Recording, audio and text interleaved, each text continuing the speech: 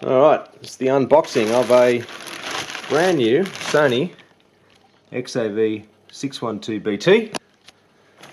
Going to go into a Toyota, some side plates, got the harnesses, and this was retail for $700 and it was 30% off, so I picked one up. So the main reason that I wanted to get this particular model, I was looking at the 603BT before it.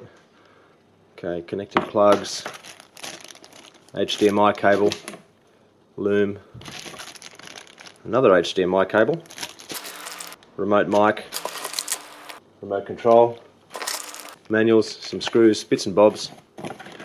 Yeah, the main reason I wanted to get this one over any of the others, even though it was a little bit dearer in price, was because it does have more loom components.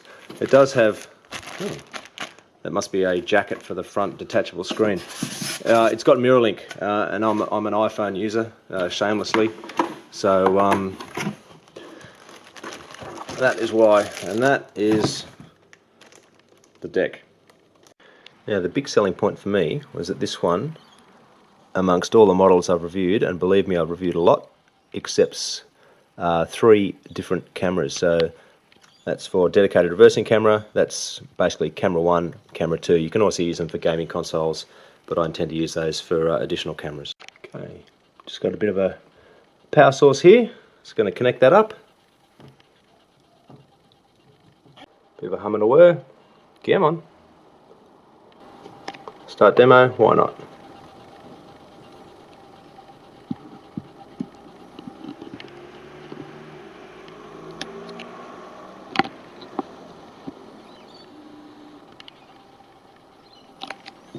So this is the 3D interface. You can also go for a 2D interface. Dodgy little camera here, set up as a reversing camera. Go to rear camera, and that works perfectly. The only reason it works is because I've got the little parking brake lead there earthed to the chassis. So that's how you disable the parking brake lock interface. Okay, video's earthed out. At least I've got a menu. Hey, look at that, plays. Alright, this is the install process. Putting this Sony car stereo into a Toyota.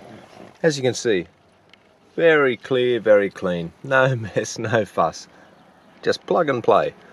Absolutely not. It was an absolute pain to get this thing in, even with the factory wiring harness. Okay, so if you've got a disc, this is just a test DVD. It should come up and say video blocked for your safety. So it loads up. Okay, so it's playing the audio, but this is the park brake lead. All you need to do is earth that to the chassis, and voila. So I've just done an earth lead, and we have home video. Perfect. Alright, now for the final hookup. So I'm going to put the air conditioning controls back in, and everything else is ready to go. Okay, so all in, all I got to do is put the ventilation trims back in. They pop straight in, very, very easy. This one's even easier, and I have a new stereo. Alright, power up of my XAV612BT. Okay, takes a few seconds. Got a 32 gig memory stick in here that's got pretty much my whole music collection on it. Okay, little safety screen, radio. Now first things first, reversing camera, 1, 2, 3. It says about a 3-second delay. Yeah, it works really well. Just that annoying little delay as you start up. Alright, so this is the home screen. Very familiar to most Sony users. If you press this little icon there, you can go icon view mode, 2D, return, return, and you get all the icons now in 2D. They're a bit smaller, but they're all on the screen. So I can go to USB music. Basically, you can have pretty much any combination of display. And these are some of the different backgrounds that you can have scrolling, but to be honest, they're quite annoying when you're driving, so I usually tend to turn them off. Alright, so got my iPhone connected here and playing Pandora through USB connection. It's also connected via Bluetooth. There we go. So you can see what's playing. Now, if you're using Pandora, I understand it uses about 50 megabytes an hour. Got a microphone up here. And there are lots of options to basically play with your phone book, and also play with microphone noise cancelling and echo cancelling features. Okay, now if I go to iPod, brings up the iPod collection on my phone. Wait. Okay. Now you can see this edge trimming here. You can set that up in the settings. Because it's an 800 by 480 screen, you can basically set up what the display is going to be like, whether it's properly anamorphic, 4x3, 16:9, etc. So at the moment it's stretching.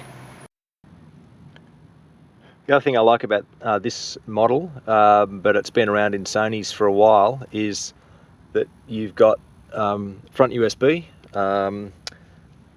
The phone connector is through the rear of the unit, but it's probably got 3 or 4 feet of cable, so there's plenty there.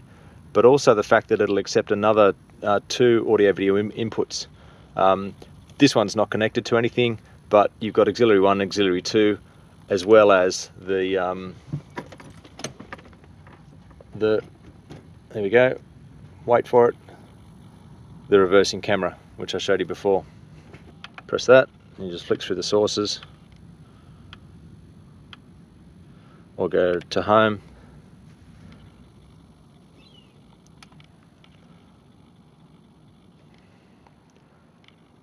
Settings.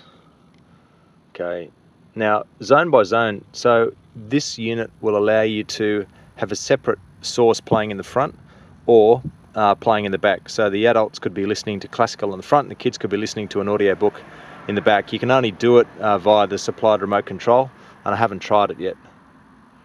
But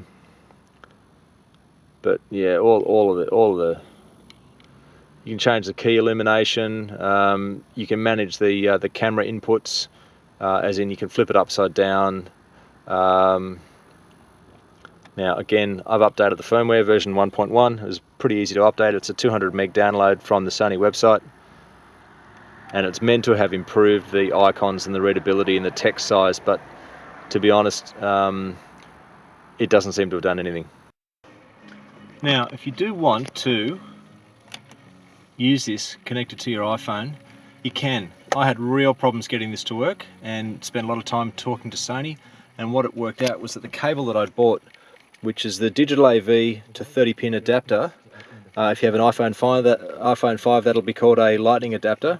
The one that I bought was branded as genuine, but it was a rip-off, an eBay rip-off. So don't buy fake, buy genuine Apple. Okay, so that's the rear vision camera, selected in reverse. So if you select MHL, it lets me duplicate the screen on the iPhone, and I can use things like maps, navigation, anything like that. So it turns my Sony head unit into a fully functional GPS. So I travelled around the country for 12 months in a Land Cruiser, a 100 series manual, and look, this stereo really was fantastic. It's got plenty of power, plenty of functionality. I really like the screen changeability options. It's very adaptable to what you need. Sound quality is good, build quality is excellent, rotary volume control is something that I wanted. What I didn't like was the MP3 navigation with more than 20 odd gigabytes of MP3s. Also no Siri support, and I just didn't use any of those features like the HML or HDMI inputs. Didn't use remote control, didn't use multi-zone or external subs or subwoofers. Otherwise a good buy.